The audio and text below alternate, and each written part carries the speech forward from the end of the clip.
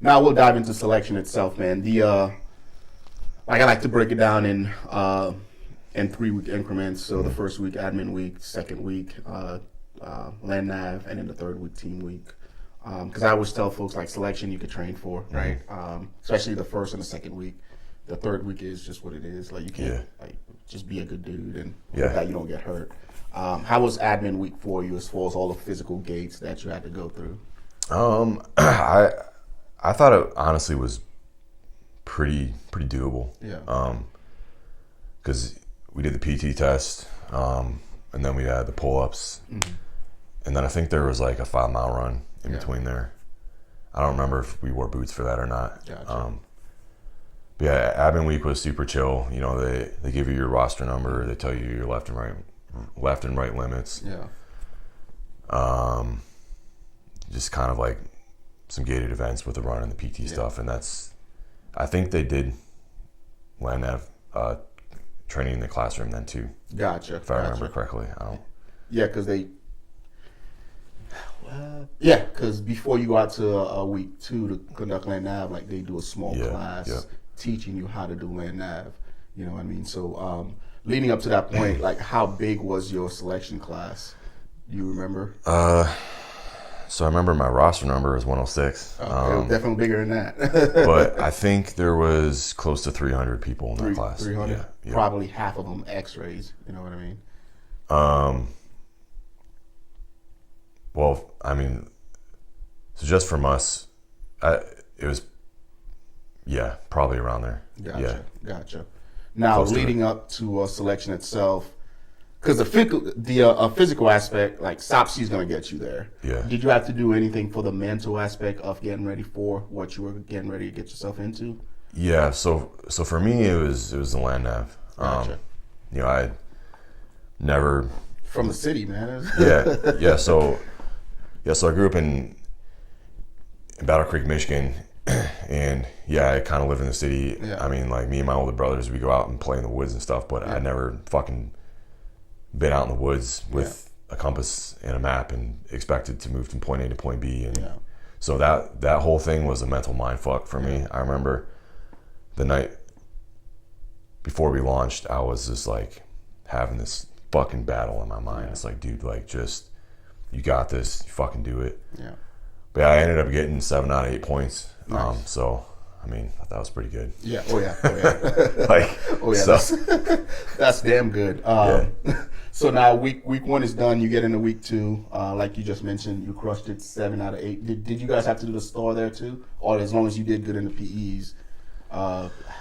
Did they had they removed the star from selection by then, or no? So they still had the PEs, but they didn't give a fuck how you did in the PEs. You still had to do the star. Okay. And I think the class before me, if you found the 4 points the first night, you didn't have to go out the second night. But then on my class, they changed it, so it didn't matter. Like the first night, I found my 4 points, and then I had to go back out the second day. Gotcha.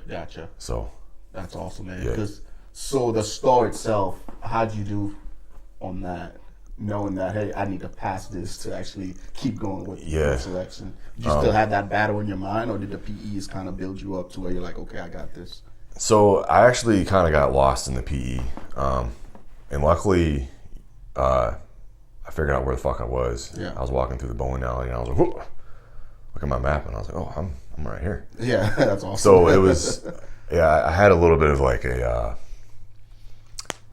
mental setback in the PEs, but I didn't have a fucking choice, man. Like either it was shut up or nut up, and I just went and I fucking performed, and I had confidence in myself, and that's the big thing, man. Is confidence, right? You just got to tell yourself you can fucking do it, and you can do it, man. So.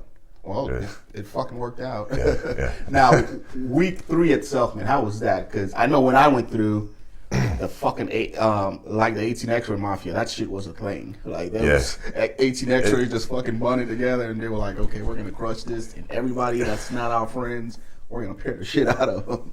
How was your week 3 experience, man? Yeah, that was a thing, and it still is a thing. But again, I didn't really like the X-rays that I was with.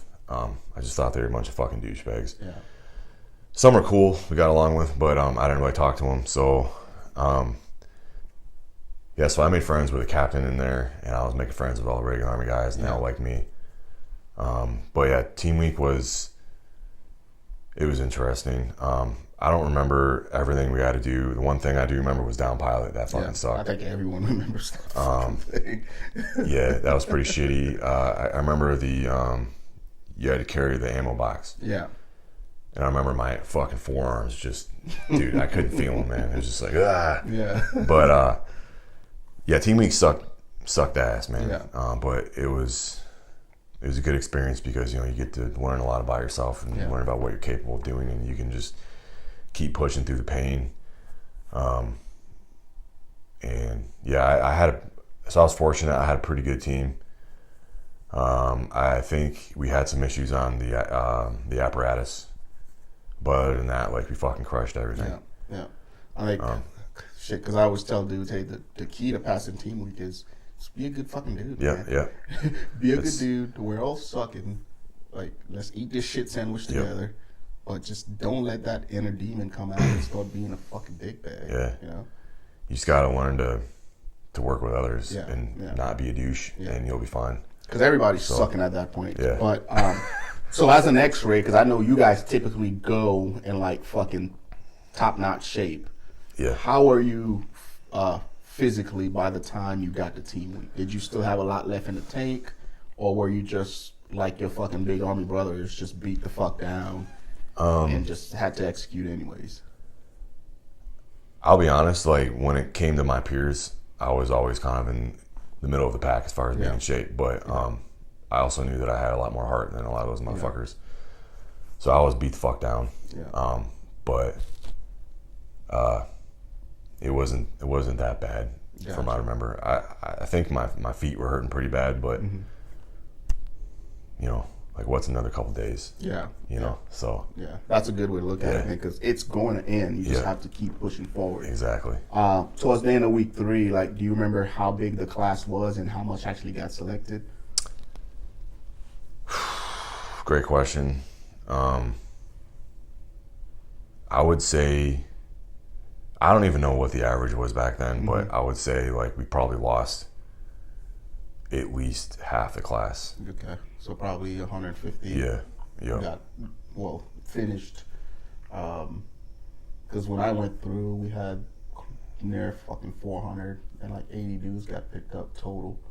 But again, it's designed to get rid of the dudes that don't want to be there, and whatever's left over. It's like you still got to go through the Q course and perform there. Right? Now, did you choose your MOS and language, or did those get assigned to you? So I wanted to be a Bravo, and when we got to like the MOS phase, they pulled us all in over there at the JFK chapel or whatever, and like, hey, like, we need some echoes. And they're like, volunteers. We were short on echoes for a while. They were like volunteers, and everyone was just kind of sitting there like, no. And then they just started picking people. So I ended up being an echo. I did get to choose my language. I think my first pick was Indonesian. I ended up getting Tagalog. Which ended up being a blessing because but yeah, so I had Tagalog and 18 Echo. Those are nice. My two. Thank you guys for tuning in. If you want to see another clip, click right here. If you want to watch the entire video, click over here. Until next time, guys, take care of yourself.